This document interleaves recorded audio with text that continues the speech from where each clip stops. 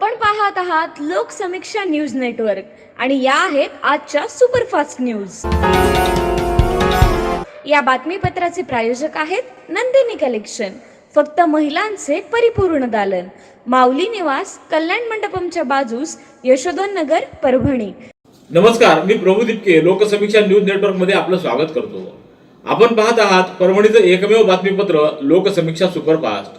Red Apple exclusive MIDC परिसर, परभणी। राष्ट्रवादी काँग्रेस शरद पवार पक्षाचे आमदार जितेंद्र आव्हाड आणि भाजपचे आमदार गोपीचंद पडळकर यांच्यातील वादाला आता गंभीर वळण लागले। आज विधान भवनामध्ये आव्हाड आणि पडळकर समर्थक थेट भिडले।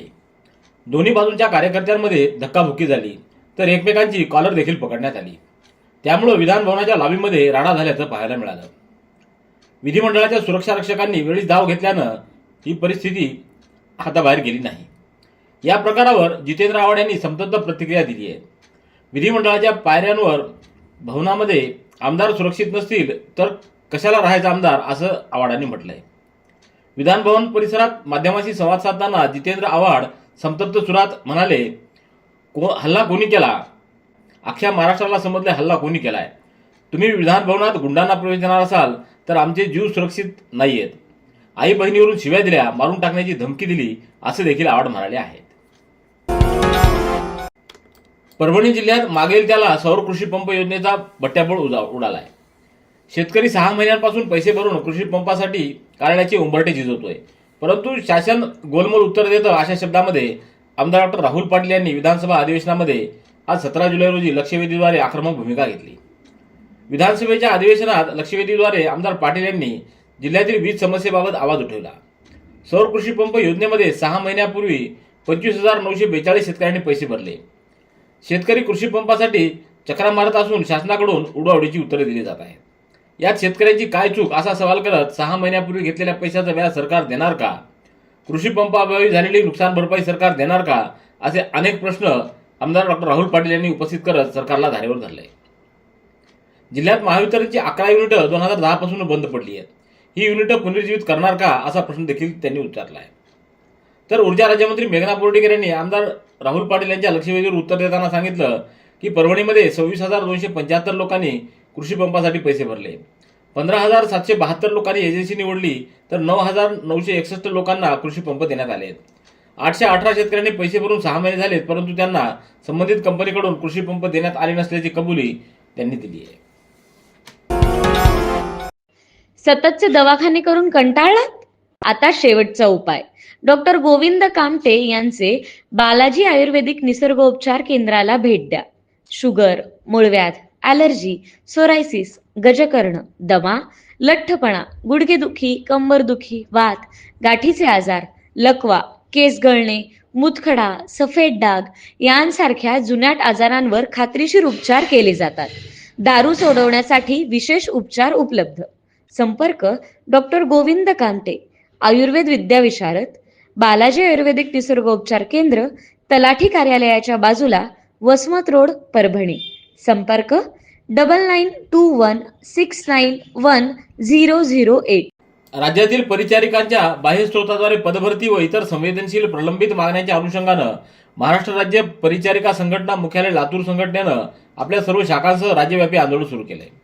या आंदोलनाद्वारे आपल्या विविध मागण्या त्यांनी मांडल्या आहेत, ज्यामध्ये बायोमेट्रिक हजेरी परिचारिकांना लागू करण्यात येऊ नये, पदनाम बदल केंद्र शासनाप्रमाणे राज्यातील परिचारिकांच्या पदनामामध्ये बदल करण्यात यावा, परिचारिका संवर्गातील कर्मचाऱ्यांना बदली धोरण 2018 मधून वगळून प्रशासकीय बदली न करता विनंती व तक्रार आधारित बदली करावी, राज्यातील सर्व रुग्णालयामध्ये पाळणाघर व चेंजिंग रूम उपलब्ध करून देण्यात यावेत, राज्यातील सर्व संस्थांमध्ये रिफेटिंगसाठी डाटा एंट्री ऑपरेटर उपलब्ध करून द्यावेत, आदी मागण्या करण्यात आलेल्या आहेत। या मागण्या जर पूर्ण नाही झाल्या तर 18 जुलैपासून राज्यव्यापी बेमुदत काम बंद आंदोलन पुकारण्यात येणार असल्याचं यावेळी आंदोलकांनी सांगितलंय। टोटल 14 मागण्या आहेत आणि त्यामध्ये आमचं मेन आहे तर ते वेतन त्रुटी निवारण, त्यानंतर नवीन पदनिर्मिती, कंत्राटी पद्धत जी पदभरती आहे तर ती बंद करायची आहे। आमच्या प्रशासकीय बदल्या होतात प्रत्येक 6 वर्षाला, मग ते 50 वर्षाच्या वरची परिसेविका असो या ज्युनियर असो, प्रत्येक 6 वर्षाला बदली होणार म्हणजे होणार।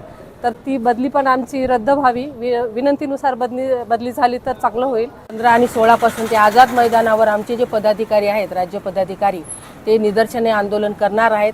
आमच्या जर रास्त मागण्या मान्य झाल्या नाही तर आमचा बेमुदत संप चालू राहणार आहे. आणि आम्ही कंटिन्यू जोपर्यंत आमचे पदाधिकारी आम्हाला ते माहिती पुरवत नाहीत जे काम आमचं बंद करायचं का काय आहे, तोपर्यंत आम्ही बेमुदत चालू ठेवणार आहे. राज्यातल्या काही शाळांकडून विद्यार्थ्यांना गणवेश, वह्या, पाठ्यपुस्तकं व शालेय साहित्य ठराविक दुकानातून किंवा विक्रेत्यांकडून खरेदी करण्यास भाग पाडलं जात असल्याच्या तक्रारी येत आहेत. या पार्श्वभूमीवर शालेय साहित्य खरेदीबाबत लवकरच नियमावली करण्यात येणार असल्याचं शालेय शिक्षण मंत्री दादाजी भुसे यांनी विधानसभेत प्रश्नोत्तराच्या तासात सांगितलंय. याबाबत अमोल जावळे यांनी प्रश्न उपस्थित केला होता. शालेय शिक्षण मंत्री भुसे म्हणाले की विद्यार्थी व पालकांना त्यांच्या सोयीप्रमाणे हव्या त्या ठिकाणाहून शालेय साहित्य खरेदी करण्याची मुभा असली पाहिजे. कोणत्याही शाळेला विशिष्ट दुकानातूनच साहित्य खरेदी करण्यास पालकांनी सक्ती करता येणार नाही. अशी सक्ती असल्यास तक्रार मिळाल्यानंतर संबंधित संस्थेविरुद्ध कारवाई केली जाईल असं देखील भुसे म्हणाले. नाबार्डच्या वर्धापन दिनानिमित्त परभणीतल्या जिल्हा मध्यवर्ती सहकारी बँकेमध्ये आज वृक्षारोपण करण्यात आलं. नाबार्डची स्थापना 12 जुलै 1982 रोजी झाली. त्या अनुषंगानं एक पेड माँ के नाम या संकल्पनेवर आधारित वृक्षारोपण सप्ताह आयोजित करण्यात आलाय. 12 ते 19 जुलै दरम्यान हा सप्ताह साजरा केला जातोय. या अंतर्गत परभणी जिल्हा मध्यवर्ती सहकारी बँकेमध्ये आज वृक्षारोपण करण्यात आलं. यावेळी जिल्हा उपनिबंधक संजय भालेराव, रामचंद्र अकुलवाड, मुख्य कार्यकारी अधिकारी VR कुरुंदकर, जितेंद्र सिंह, लक्ष्मीकांत दीक्षित यांच्यासह बँकेतील अधिकारी व कर्मचाऱ्यांची उपस्थिती होती. राज्यातील शाळांमध्ये बेकायदेशीर शुल्कवाढीवर नियंत्रण ठेवण्यासाठी शिक्षण विभाग लवकरच नियमांमध्ये सुधारणा करणार आहे. महाराष्ट्र शैक्षणिक संस्था शुल्क विनियम अधिनियम 2011च्या कलम 3 नुसार कोणतीही शाळा मान्यता शुल्कापेक्षा अधिक रक्कम पालकांकडून आकारू शकत नाही. असं केल्यास संबंधित शाळेविरोधात कारवाई केली जाते अशी माहिती शालेय शिक्षण मंत्री दादाजी भुसे यांनी विधानसभेत प्रश्नोत्तराच्या तासात दिली. याबाबत योगेश सागर यांनी प्रश्न उपस्थित केला होता. परभणी शहरालगत असलेल्या धार रोडवरील शेत शिवारामध्ये धामोडा नाला ते परभणी शिवारातील शेतकऱ्यांच्या शेतामध्ये रोही, हरिण व रानडुकरे यांचा मोठ्या प्रमाणात त्रास वाढला असून शेतकऱ्यांनी पेरलेल्या पिकांचं हे रोहींचे झुंड धुडगूस घालून उभी पिकं फस्त करत आहेत. याबाबत वनविभागीय अधिकाऱ्यांनी तातडीनं पावलं उचलून या प्राण्यांचा बंदोबस्त करावा अशी मागणी अरविंद देशमुख, उमाकांत देशमुख, रमेश देशमुख यांच्यासह शेतकऱ्यांनी केली आहे. पॅरालिसिस आणि अर्धांगवायूसाठी आता परभणीत उपचार उपलब्ध. 10 वर्षांपूर्वीचा पॅरालिसिस रुग्णही बरा होणार. विना ऑपरेशन उपचार होणार. मणक्यांच्या उपचारात ऑपरेशनची गरज नाही. श्री गजानन पॅरालिसिस व अर्धांगवायू केंद्र. ॲक्युपंक्चर तज्ञ डॉक्टर PM जाधव करणार उपचार. ॲक्युपंक्चरद्वारे लकवा, अर्धांगवायू, दमा, मधुमेह, संधिवात, मान पाठदुखी, गुडघे टाचदुखी, मणक्यांचे विकार, डोकेदुखी, अर्धशीर्षी, ॲलर्जी, जुनाट सर्दी, फ्रोजन शोल्डर, लठ्ठपणा, मेंदू, मज्जातंतू, मांसपेशीच्या विकारावर उपचार उपलब्ध. एक वेळ अवश्य भेट द्या. श्री गजानन पॅरालिसिस व अर्धांगवायू केंद्र, मराठवाडा हायस्कूलच्या बाजूला, शिवाजीनगर, परभणी. मोबाईल 9975512126. राज्यातल्या मायबाप जनतेनं मोठ्या विश्वासानं निवडून दिलेले महायुती सरकार आपल्या कामगिरीनं जनमानसात चांगली प्रतिमा निर्माण करते. समाजातील सर्व घटक तसंच गरजू, उपेक्षित, वंचितांच्या सर्वांगीण प्रगतीसाठी अनेक निर्णय आणि योजना राबवल्या जात आहेत. त्यामुळे महाराष्ट्राच्या प्रगतीला पाठबळ मिळते. 3 पक्षांचं सरकार असूनही चांगला समन्वय आणि सुसंवाद असल्यानं जनहिताचे निर्णय एकमतानं घेतले जातात. राज्याचे प्रमुख या नात्यानं स्वतः देवेंद्र फडणवीस सर्व कारभारावर विशेष लक्ष देतात. प्रशासनावर त्यांची चांगली पकड आहे. त्यांचा अनुभव आणि कल्पकतेमुळे राज्याची योग्य पद्धतीनं वाटचाल सुरू असून सर्वच क्षेत्रामध्ये महाराष्ट्र अग्रेसर आहे. त्यामुळे महायुती सरकारचे सर्व निर्णय आणि योजना राज्याच्या हितासाठी फार लाभदायक आहेत आणि भविष्यात देखील परिणामकारक ठरतील असा विश्वास आमदार डॉ. रत्नाकर गुट्टे यांनी विधिमंडळाच्या पावसाळी अधिवेशनात 293 अन्वये प्रस्तावावर बोलताना व्यक्त केला आहे. धार्मिक गुरु असलेले रफिउद्दीन अशरफी यांच्याकडून प्रेषित मोहम्मद यांच्या चित्राची विटंबना करण्यात आली असल्याबाबतचं निवेदन आज जिल्हाधिकारी व पोलीस अधीक्षकांना देण्यात आले. त्यात धर्मगुरू स्वतःला आशिके रसूल म्हणणारे रफिउद्दीन यांच्याकडून एका धार्मिक कार्यक्रमामध्ये प्रेषित मोहम्मद यांच्या चित्राचा अवमान झालाय. या प्रकरणी त्यांच्यावर कारवाई करण्यात यावी अशी मागणी या निवेदनात करण्यात आली आहे. निवेदनावर अब्दुल समद शेख, जानिमिया, नासिर शेख, वहीद खान, रफीक खान व जलील अहमद आदींच्या स्वाक्षऱ्या आहेत. मौलाना रफीउद्दीन अशरफी जिन्होंने हुजूर अक़दस सल्लल्लाहु अलैहि वसल्लम के रोज़े मुबारक जो कैलेंडर पे छपा हुआ है उसको अपने पैरों के नज़दीक रखा, जबकि एक ईमान वाले को हुजूर अक़दस सल्लल्लाहु अलैहि वसल्लम के बारे में, जब तक वो मोमिन नहीं है, जब तक हुजूर अक़दस सल्लल्लाहु अलैहि वसल्लम की शान में उनके ऊपर अपने माँ बाप, बीवी, बच्चे, माल दौलत और ख़ुद की जान कुर्बान ना करे, जब तक वो मोमिन नहीं है। अब अगर ये चीज़ बेहुरमती की नहीं है या है, मैं तमाम मुसलमानों से गुजारिश करूँगा कि अगर ये बेहुरमती है तो इसके वास्ते आवाज़ उठाए। गंगाखेड तालुक्यातल्या खोकरेवाडी येथील शाळेतच मद्यप्राशन करताना जिल्हा परिषद शाळेच्या मुख्याध्यापकाला पालकांनी रंगेहात पकडल्याचा प्रकार उघडकीस आल्यानंतर केंद्र प्रमुख आणि गट शिक्षणाधिकाऱ्यांनी सादर केलेल्या अहवालानुसार जिल्हा परिषदेच्या मुख्य कार्यकारी अधिकारी नतीशा माथुर यांनी खोकरेवाडी जिल्हा परिषदेचे मुख्याध्यापक सोमनाथ बिराजदार यांना निलंबित केल्याचे आदेश 14 जुलै रोजी काढल्यानं खळबळ उडालेली आहे. परभणी जिल्ह्यातील हजारो बेरोजगारांना नोकरी देणारे तंत्रनिकेतन मराठवाडा शिक्षण प्रसारक मंडळ संचलित श्री शिवाजी पॉलिटेक्निक परभणी प्रवेश देणे सुरू आहे. प्रथम वर्ष 10वी पास, द्वितीय वर्षासाठी 12वी विज्ञान उत्तीर्ण, सीईटीची आवश्यकता नाही. प्रथमच मराठीतून पॉलिटेक्निकचा अभ्यासक्रम उपलब्ध. विद्याशाखा civil engineering, mechanical engineering, computer engineering, electronic and telecommunication. उच्च शिक्षित व अनुभवी शिक्षक वृंद, अद्ययावत प्रयोगशाळा, सुसज्ज ग्रंथालय, मुले व मुलींचे स्वतंत्र वसतिगृह, प्रात्यक्षिक व औद्योगिक भेटींचे आयोजन, 100% जॉब प्लेसमेंट, फ्री काउन्सिलिंग सेंटरची सुविधा उपलब्ध. प्रवेशासाठी 8087271670 या क्रमांकावरती संपर्क साधावा. भारतीय हवामान खाते प्रादेशिक हवामानशास्त्र केंद्र मुंबई यांनी दिलेल्या सूचनेनुसार परभणी व हिंगोली जिल्ह्याकरिता उद्या 18 जुलै रोजी येलो अलर्टचा इशारा जारी करण्यात आला आहे. या कालावधीमध्ये परभणी, हिंगोली जिल्ह्यात वादळी वारे व विजेच्या कडकडाटासह पाऊस पडण्याची शक्यता वर्तवण्यात आली आहे.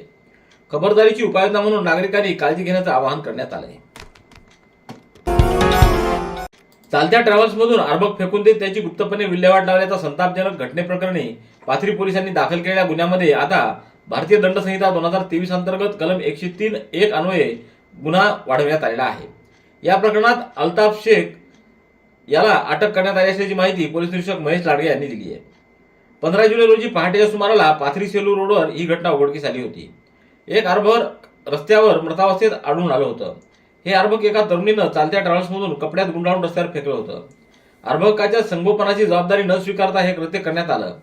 या घटनेप्रकरणी पाथरी पोलिसात संबंधित तरुणी आणि तरुणावर सुरुवातीला गुन्हा दाखल करण्यात आला होता. त्यामध्ये आता हे कलम वाढवण्यात आलंय. गेल्या 20 दिवसापासून गायब असलेला पाऊस 17 जुलै रोजी पाथरी तालुक्यात पुन्हा जोरदारपणे परतलाय. एकीकडे शेतकरी जीवदान देणारा पाऊस पडावाची वाट पाहत असतानाच पहाटे 3 ते 6 वाजेच्या दरम्यान तालुक्यातल्या 4ही महसूल मंडळामध्ये खरीप पिकाचं नुकसान करणाऱ्या ढगफुटी सदृश्य पावसानं हजेरी लावली आहे. यावेळी खरीप पीक पेरणी केलेल्या शेतशिवारामध्ये मोठ्या प्रमाणात पाणी साचलंय. पर्जन्य मापकाने दिलेल्या माहितीनुसार पाथरी महसूल मंडळात सर्वाधिक 94 मिलीमीटर, त्याखालोखाल कासापुरी मंडळात 88.5 मिलीमीटर, तर बाभळगाव मंडळामध्ये 27.8 मिलीमीटर एवढ्या पावसाची नोंद करण्यात आली आहे. आमदार हेमंत पाटील यांनी विधान परिषदेमध्ये परभणी इथं आंबेडकरवादी दलित महिलांनी परभणी जिल्हाधिकारी यांना लाथा मारल्याचे खोटारडे विधान परिषदेच्या सभागृहात करून सभागृहाची दिशाभूल केली.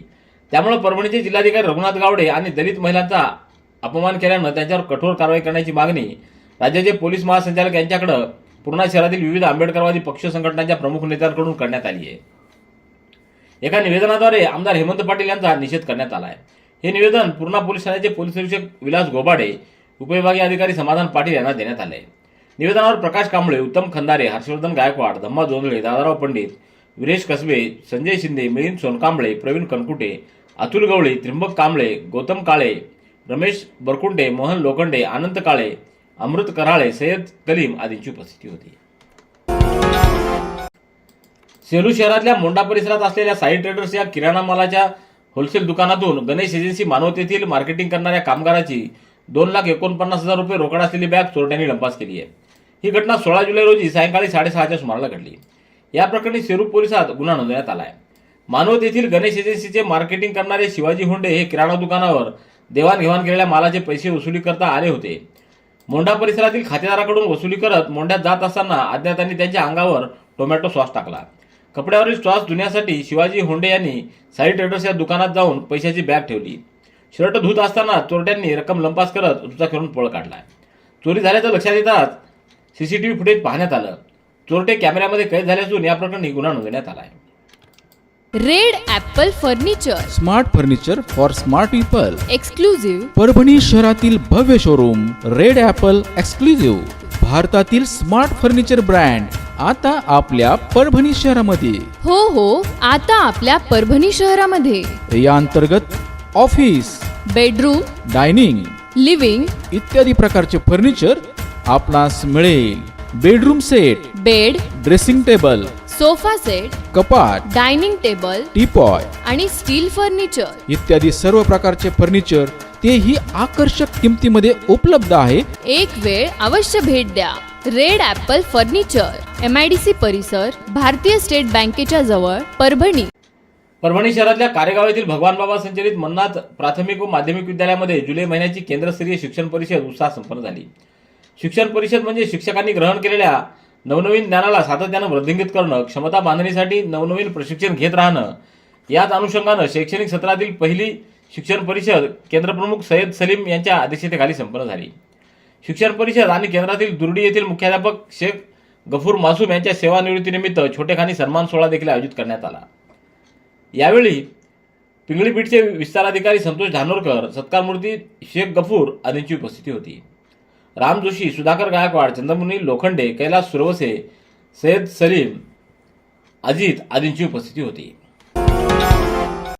राज्यातील अनुदानित शाळांमध्ये शिक्षण घेणाऱ्या विद्यार्थ्यांना पाठ्यपुस्तकाचं मोफत वितरण करण्यात गंभीर विसंगती आढळल्यानं राज्यसभा खासदार फौजिया खान यांनी शिक्षण विभागाच्या आयुक्तांकडे तातडीनं लक्ष घालण्याची मागणी केली आहे.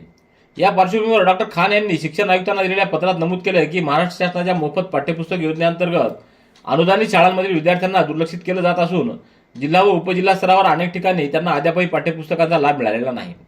ही परिस्थिती राज्यातल्या इतर जिल्ह्यामध्ये असल्याची शक्यता असून त्यामुळं विद्यार्थ्यांच्या शिक्षणावर परिणाम होतोय. त्यामुळे सर्व जिल्ह्यात तातडीनं चौकशी करून शालेय स्तरावरील विद्यार्थी संख्या आणि युडायस डेटानुसार न्यायालयीन निकषाप्रमाणे त्वरित पुस्तकं वितरणाची कारवाई करावी अशी मागणी त्यांनी केली आहे.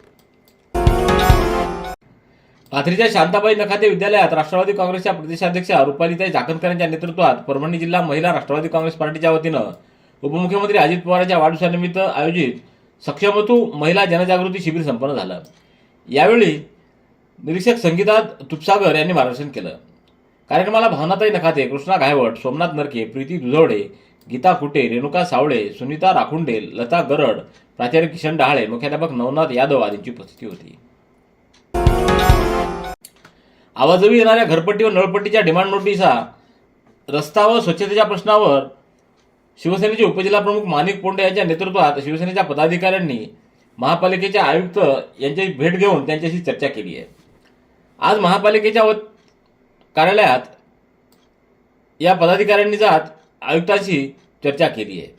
महापालिकेच्या वतीनं नगरवासियांना आवाजावी घरपट्टी, नळपट्टी मोठ्या प्रमाणावर शास्ती लावून डिमांड नोटीस वाटप करण्यात येते. यामध्ये डिमांड नोटीसवर आलेली रक्कम व ऑनलाईन यामध्ये असलेल्या रक्कमेत मोठी तफावत आहे. त्यामुळे नागरिकांनी घरपट्टी व नळपट्टी भरणे तर दूरच राहिलं तर आवाजावी आलेल्या शास्तीचा ध्यास परभणीकर घेत असल्याची बाब आयुक्तांच्या निदर्शनास आणून दिली. यावेळी माणिक पोंडे, बाळासाहेब पानपटे, शेख शब्बीर, वैभव काकडे, प्रल्हाद आपशिंदे, देवदास शेळके, सय्यद जाकीर, सुनील कासार, सचिन वाघमारे, शिवाजी राऊत, संतोष साखरे, गोपाळ कदम, बालाजी पांचाळ, बबलू भरकड, अभिषेक घंटे आदींची उपस्थिती होती. रेड ॲपल एक्सक्लुझिव्ह, MIDC परिसर, परभणी. याबरोबरचे बातमीपत्र संपलं. पुन्हा भेटूया उद्याच्या सुपरफास्ट बातमीपत्रात. पाहत रहा लोकसमीक्षा. तुम्हाला हे बातमीपत्र कसं वाटलं याबद्दल आपली प्रतिक्रिया नोंदवा. दररोजचे अपडेट्स मिळवण्यासाठी लोकसमीक्षा चॅनलला सबस्क्राईब करा. धन्यवाद.